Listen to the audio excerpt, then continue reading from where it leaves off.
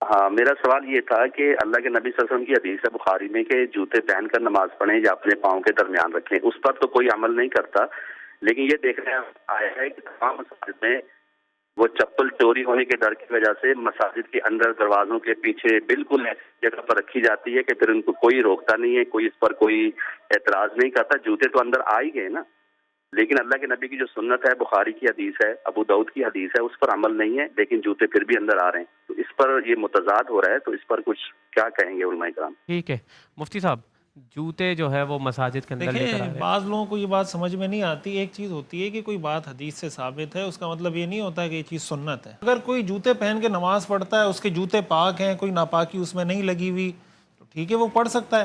لیکن آج کل ہمارے یہاں ظاہر ہے آپ سڑک پہ گھوم رہے ہیں، کہیں نالے کا پانی، کہیں سیوریج کا پانی، کہیں کیا، اس طرح کے جوتوں کے ساتھ اگر جائیں جوتوں گے میں تو نماز ہو جاتی ہے جوتے پہن کر؟ جوتے اگر پاک ہوں تو بالکل ہو جاتی ہے، حدیث سے ثابت ہے۔